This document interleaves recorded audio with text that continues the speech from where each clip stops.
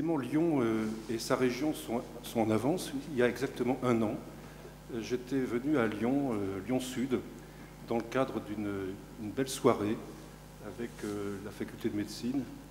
Et Vincent Piriou se rappelle très bien, je pense peut-être qu'il y avait certains parmi vous qui étaient, il y avait 1200 personnes, dont des étudiants, des soignants, infirmiers ou médecins, qui étaient là pour parler du bien-être au travail et du bien-être du soignant. Donc vraiment, vous êtes en pointe dans cette région et je m'en félicite.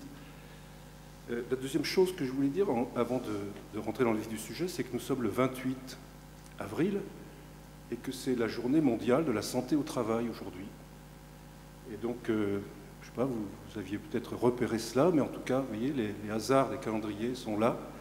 Et je voudrais savoir s'il y a des médecins du travail dans cette assemblée, de médecins du travail. Donc sans doute vos confrères sont-ils occupés sur le terrain à faire la promotion de la santé au travail. La troisième chose, je voulais remercier ceux qui ont contribué à cette présentation que je vais faire, d'avoir répondu au petit test que je vous ai proposé. Vous avez été 25 en tout, et je vous montrerai ce que ça va donner. Et puis vous prévenir que ce diaporama que je vais faire, il sera un peu long, mais je vais passer très vite sur certaines diapos, parce que je l'ai prévu pour qu'il soit en ligne plus tard, pour que les lecteurs sur Internet, qui j'espère ne sont pas cyberaddicts, puissent suivre le fil de ma pensée. Donc j'ai choisi ce titre, puisqu'on m'avait laissé la possibilité de le faire. Comment les équipes hospitalières peuvent-elles mettre en débat les facteurs intervenant dans la qualité de vie au travail? Parce qu'effectivement, il est question de parler de ces choses dont on ne parlait jusqu'à présent pas pour les médecins. Et je vais le faire à plusieurs titres. Et c'est bien d'avoir plusieurs casquettes parce qu'on en change quand on veut, mais là je vais mettre toutes mes casquettes en même temps. Je le fais du point de vue d'un praticien hospitalier de terrain, depuis 30 ans dans le même établissement, qui a vu l'évolution des conditions de travail, l'évolution des humeurs, l'évolution des effectifs, l'évolution des organisations, les impacts des changements que nous avons eu à connaître. Je le fais d'un point de vue syndical parce que je suis investi dans des fonctions syndicales depuis longtemps. Et j'assume maintenant la présidence d'une intersyndicale en succédant à Nicole Smolski qui est là. Je le fais aussi avec une approche collégiale, celle du Collège français des anesthésistes réanimateurs qui a créé un dispositif d'information, d'aide, de soutien et que je vais vous présenter. Et puis je le fais aussi, je dirais, en tant que citoyen, comme tout un chacun, parce que le travail, c'est vraiment la construction d'identité. Ce n'est pas que produire, c'est aussi être citoyen, c'est aussi être homme, femme, dans un espace public. Et donc, déjà, le terme qualité de vie au travail, on peut peut-être le remettre un petit peu en question et dire qu'il s'agit tout simplement de la qualité de vie dont on va parler. Je vous disais que le travail, ce n'était pas seulement produire, c'est aussi faire parler sa subjectivité, bien entendu, ce n'est pas que répondre à des prescriptions. Et le dernier point, c'est que quand vous allez sur Internet, puisque maintenant c'est comme ça qu'on va chercher l'information, vous tapez qualité de vie au travail et vous avez en premier les officines prêtes à vous livrer clé en main les dispositifs de qualité de vie au travail. Et ça, je crois que c'est un vrai danger, cette marchandisation de quelque chose qui nous appartient à tous. Alors, il y a un lien évident entre la qualité de vie au travail et la performance d'entreprise. C'est très net sur ce graphique. Je n'ai pas mis ni d'abscisse ni d'ordonnée. Vous voyez bien que c'est parallèle. Mais ce dont on ne parle peut-être pas suffisamment, c'est les mécanismes de la reconnaissance qui sont fortement impliqués dans finalement la performance, non pas seulement de l'entreprise, mais la performance de l'équipe qui est au sein de cette entreprise, alors de soins, de services, tout ce que vous voulez.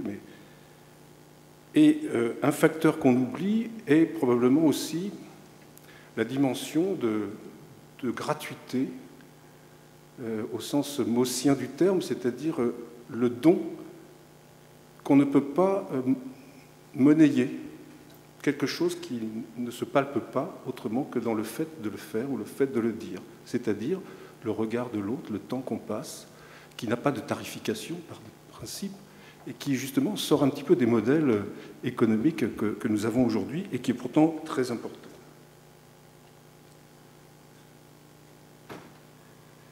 Alors, l'hôpital, oui, c'est un service public, il est redevenu service public. Il est en tension pour des raisons que vous connaissez tous, et je ne vais pas développer ici, mais ce que je voudrais souligner, c'est quand même le changement d'état qui est celui d'un praticien hospitalier aujourd'hui, qui est passé d'une forme d'exercice artisanal de son métier, de son savoir, à finalement un agent de production d'actes qui sont listés, comptabilisés dans un cadre gestionnaire nécessaire, mais parfois on a tendance à voir que finalement on aimerait bien que le praticien réponde mieux à des objectifs qui lui sont assignés de production, parce que effectivement l'hôpital se trouve mis dans un espace de concurrence et il faut effectivement qu'il gagne sa place, qu'il la maintienne. Et s'il n'y a pas l'engagement de l'équipe, il y a peu de chances qu'il y parvienne sur simplement des injonctions, qu'elles soient politiques ou qu'elles soient de direction locale ou régionale.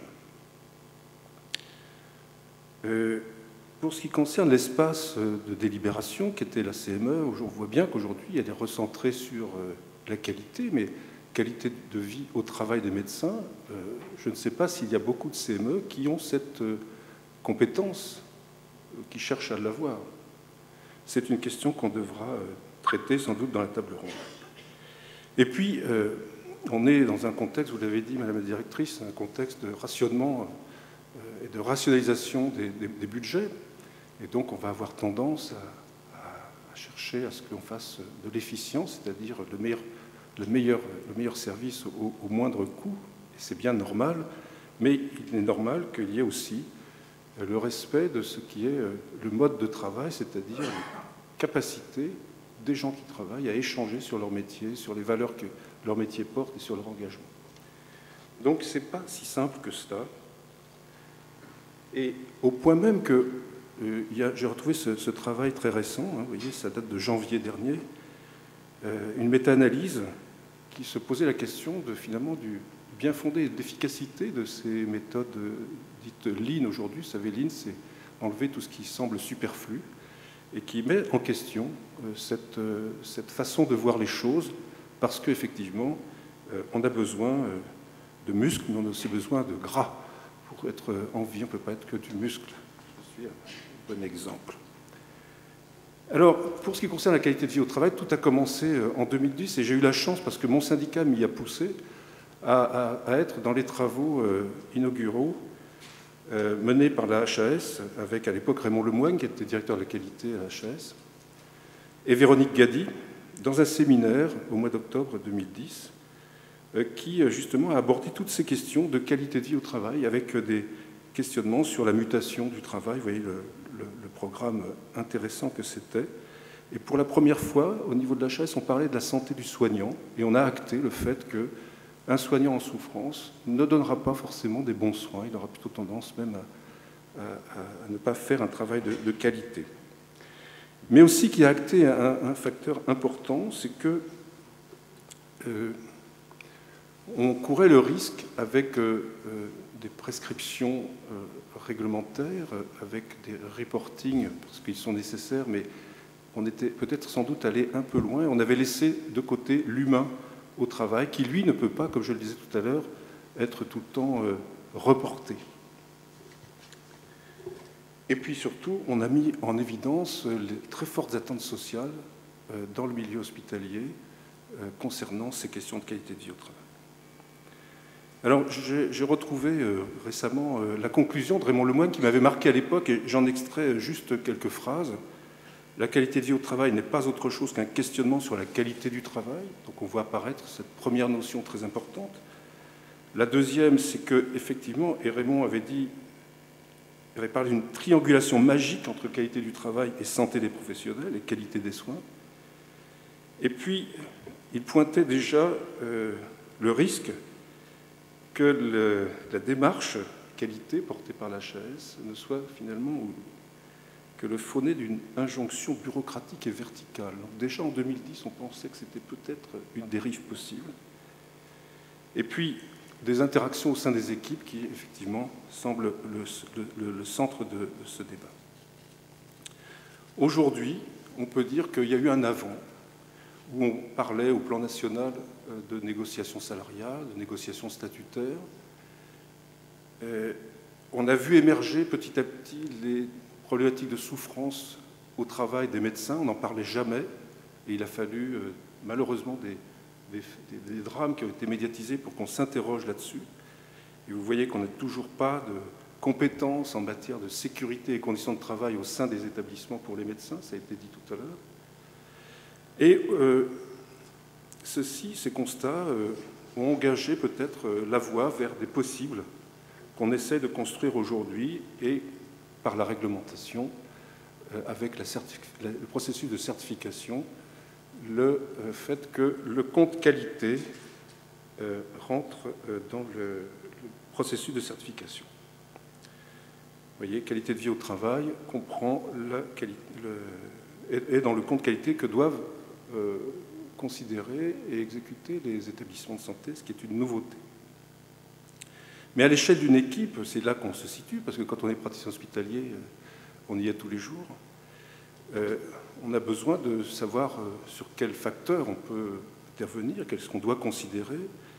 Et bien, vous voyez qu'il y a cette multitude de facteurs, comme la confiance dans l'avenir, dans son avenir, dans l'avenir d'établissement, l'autonomie, je ne vais pas tous les citer, mais vous voyez que c'est des thèmes extrêmement importants qui, tous les jours, finalement, s'appliquent à notre exercice.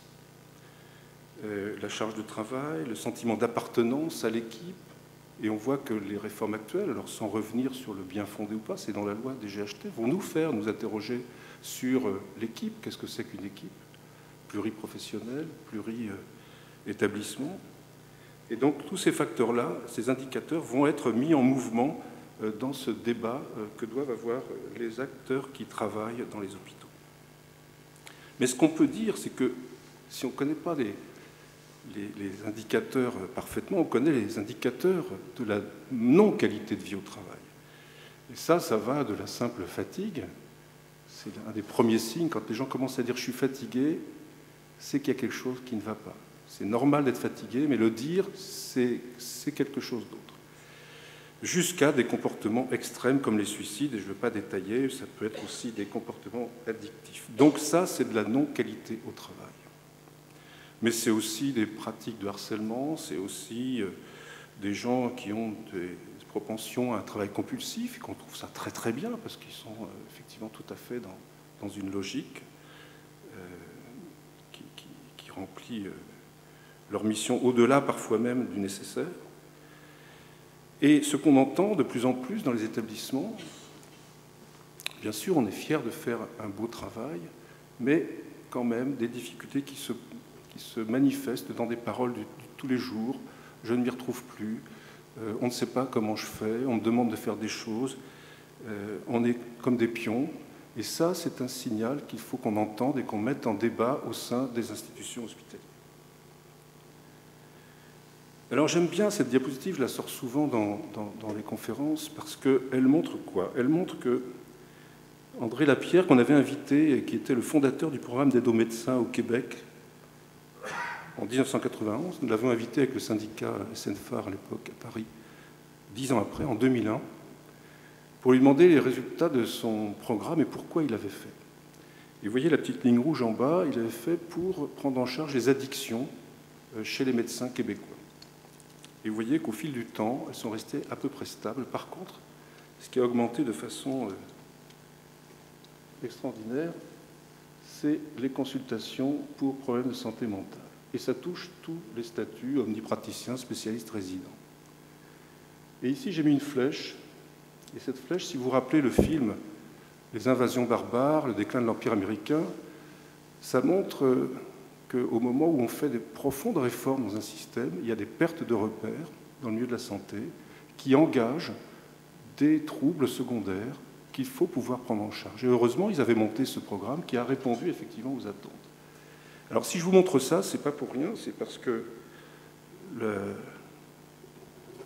résultat, c'est quand même que 20%, un médecin sur 5 a consulté ce programme d'aide aux médecins du Québec.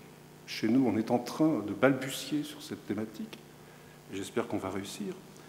Mais surtout, on est en train de faire des réformes en profondeur. Alors, sans revenir sur le bien fondé ou pas, ce n'est pas la question. Mais quand on bouleverse un paysage quotidien, eh bien, il faut s'attendre à des réactions chez ceux qui font partie du paysage. Et parmi ces modifications en profondeur, effectivement, l'organisation, l'architecture hospitalière, la carte hospitalière est en train d'être redessinée par la loi, c'est comme ça. Et syndicalement parlant, on pense que c'est plutôt bien. La question, c'est comment on le fait et comment on insère des espaces où on peut effectivement contrôler les effets que ça peut entraîner.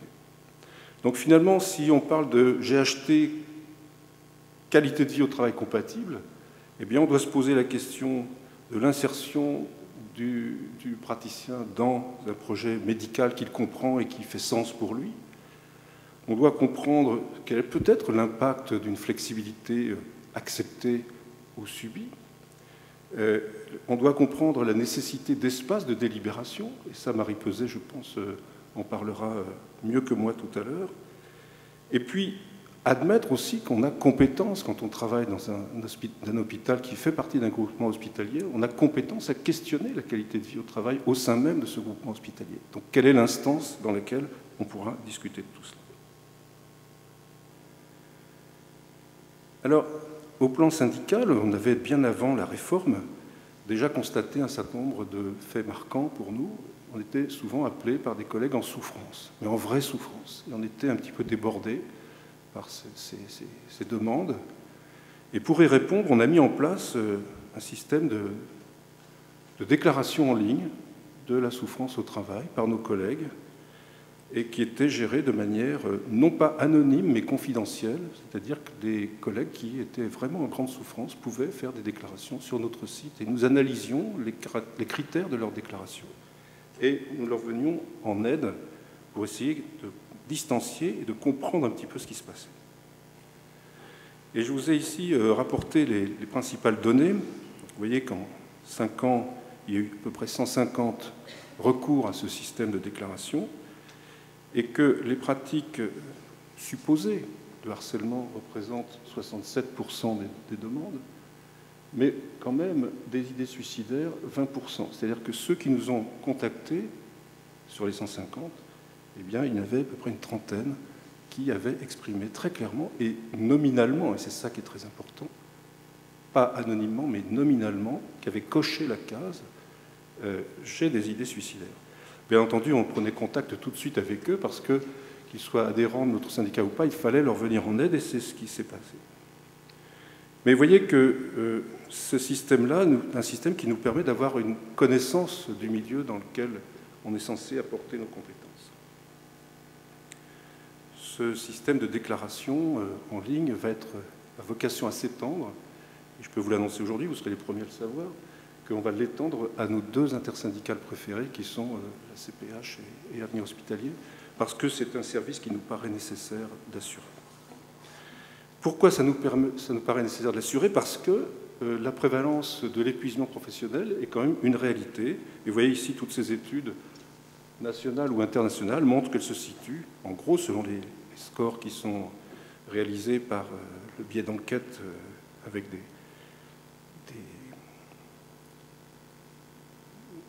des modules, je dirais, validés sur le plan scientifique, c'est aux alentours de 40%, ce qui n'est pas négligeable. Ça ne veut pas dire que ce sont tous des malades mentaux, c'est-à-dire que ce sont des gens qui peuvent avoir des difficultés et qui peuvent avoir des conséquences dans leur travail. Et ces conséquences, eh bien, ça va de la fatigue jusqu'au suicide, mais surtout, ça a un coût social en termes de qualité, de durée d'hospitalisation, de sécurité pour les patients. Donc, il faut s'en occuper. Et en anesthésie, ce n'est pas parce qu'on est les plus malades, mais c'est parce qu'on est préoccupé pour la sécurité de nos patients qu'on s'est vraiment intéressé à ça. Et donc, on n'est pas plus atteint que les autres, ce qui est une bonne nouvelle, mais on a quand même un taux aux alentours de 40% qui sont en syndrome d'épuisement professionnel.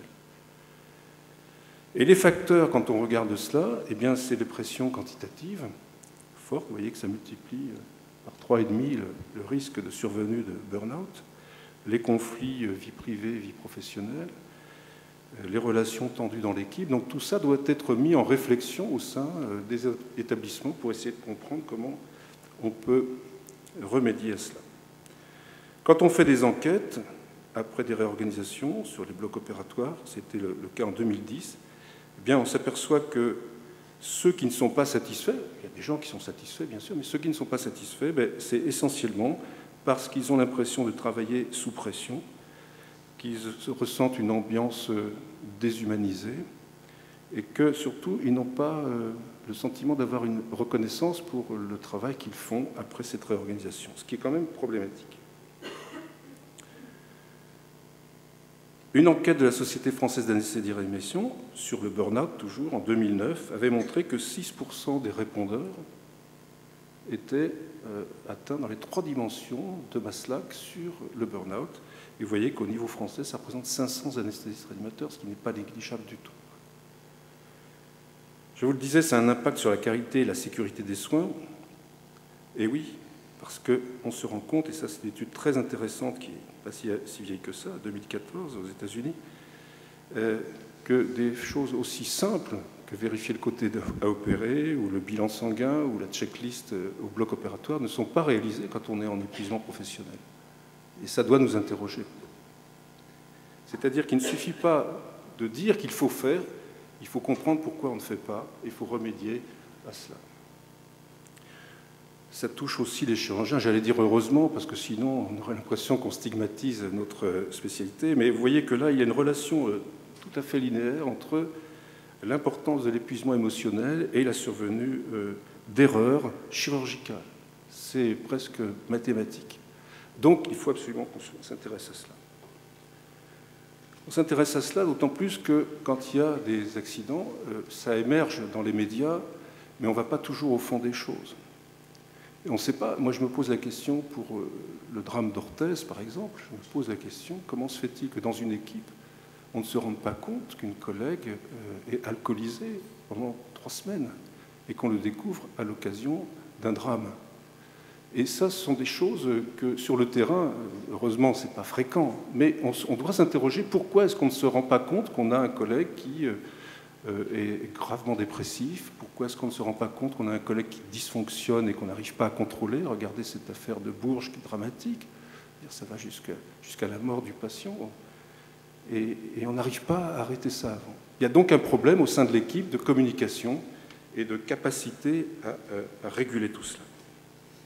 Alors, en 2009, le Collège français des anesthésistes-réanimateurs, qui regroupe toutes les composantes de la spécialité, à l'occasion du suicide en 15 jours de 3 anesthésistes dans une région française, a pris le taureau par les cornes et a décidé de créer une commission, la commission SMART, que j'y préside.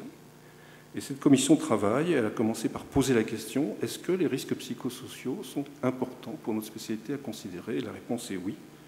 Est-ce qu'on a les moyens de faire face à des difficultés? La réponse était non.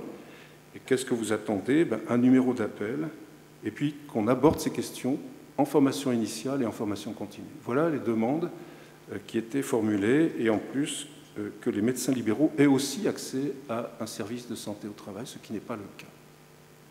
Alors nous l'avons fait.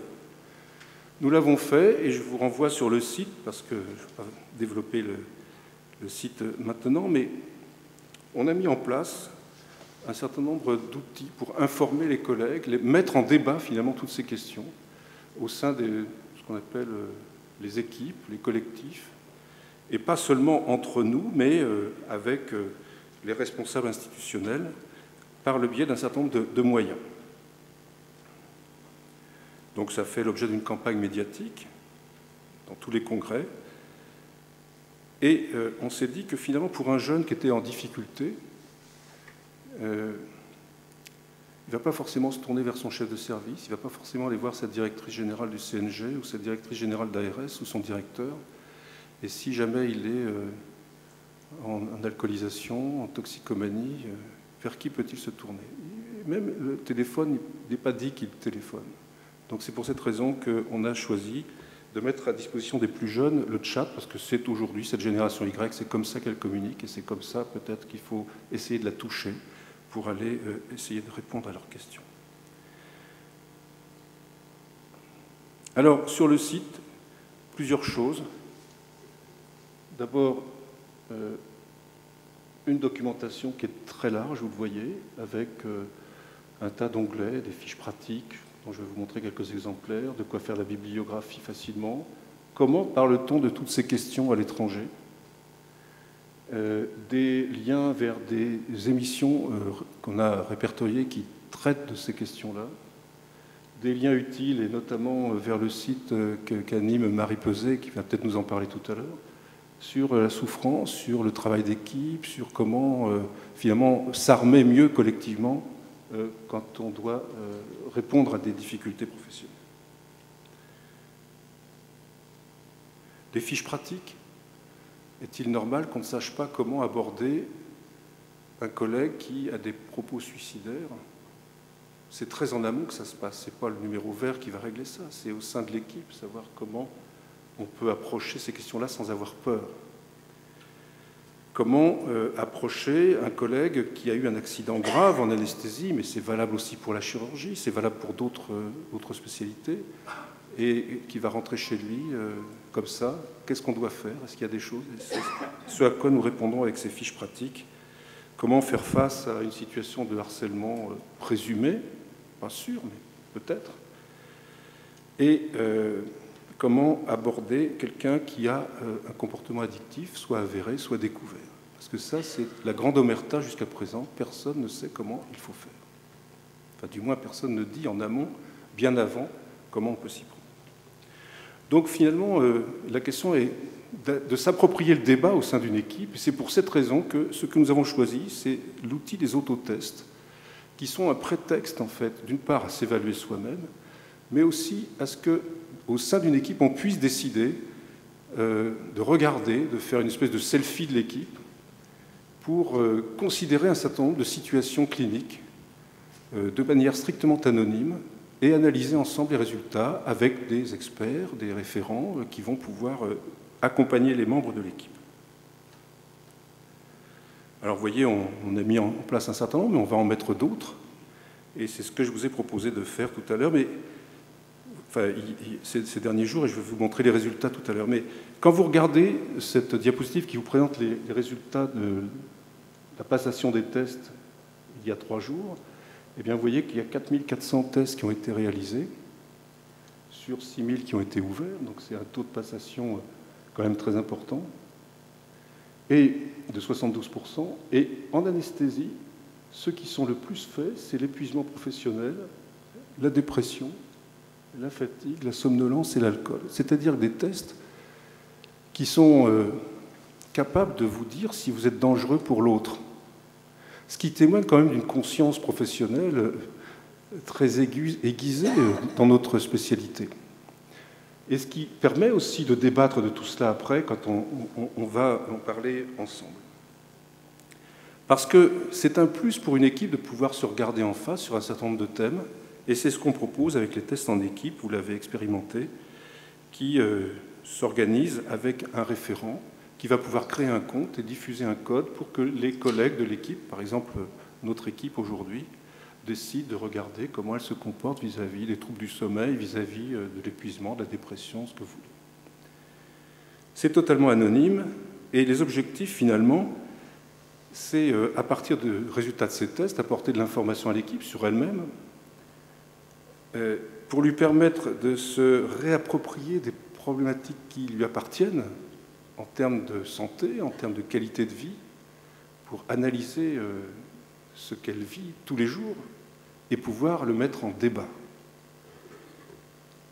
Et par là même, lorsque des équipes sont en grande difficulté ou disloquées, permettre d'amorcer une reconstruction par une mise en débat de toutes ces questions-là.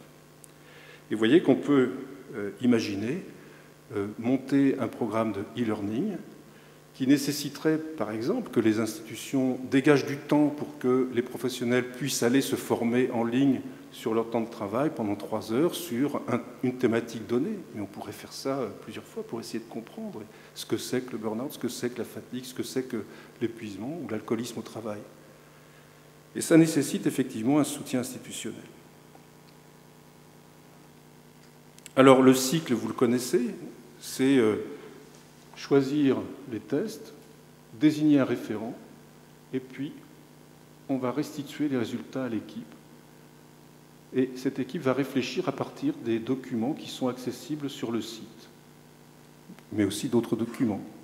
Mais on peut faire venir aussi des experts, comme Marie Peset, comme Vincent Piriou, des gens qui ont une expertise sur l'organisation du travail, sur les conséquences cliniques, etc., et comment on aborde tout ça. Et ensuite, eh bien, on va voir si dans les manifestations qui sont rencontrées à l'occasion de cette exploration, il y a des facteurs systémiques, et on va remettre en question ces facteurs systémiques, et à l'occasion de réunions successives, bien organisées, on va voir si on prend des dispositions pour changer la donne, et on rentre finalement dans un cycle d'appropriation et de renforcement du collectif de travail. Je terminerai avec ça.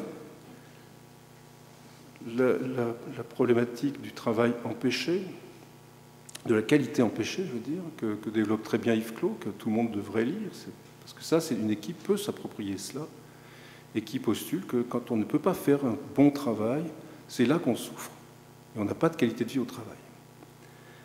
Et donc, Christophe Dejour, mais Marie Peset, là encore, va, je pense, développer, avec la place extrêmement importante, bien qu'elle soit symbolique, du jugement de beauté, du jugement porté par les pairs dans le quotidien sur ce que nous faisons et comment nous le faisons. Voilà, tout ça justifie des lieux. C'est ces lieux qu'il faut trouver, et je pense que un séminaire comme celui que vous organisez ici va nous aider peut-être à dégager ces pistes-là. Donc j'en viens à l'enquête que je vous ai demandé de faire à titre pour vous informer et voir comment tout cela marchait. Vous avez été 25 à répondre sur des tests de cyberdépendance, de somnolence diurne excessive et de workaholisme. Et donc vous voyez que les fiches me seraient restituées sous le format que vous voyez ici, avec les différentes répartitions par sexe, par tranche d'âge, par statut, etc. Et je peux vous dire que, pour ce qui vous concerne, sur le test de la somnolence diurne, eh bien, vous avez bien sûr à chaque fois la grille d'interprétation du test, mais vous voyez qu'ici, sur les 25, vous êtes 15, soit 62%, à avoir des signes de somnolence diurne excessive. Et j'espère que je ne vous ai pas renforcé avec mon discours votre somnolence diurne. Mais ça veut dire que peut-être, si vous êtes en situation de travail, de prendre des décisions importantes, il faut que vous fassiez quelque chose, hein, parce que là, il y a danger de santé publique. Pour la cyberdépendance, non, vous n'êtes pas cyberdépendant, 0%, mais il y en a 11 quand même qui sont en situation problématique, qui laissent leur smartphone allumé très tard, qui envoient des mails très tard.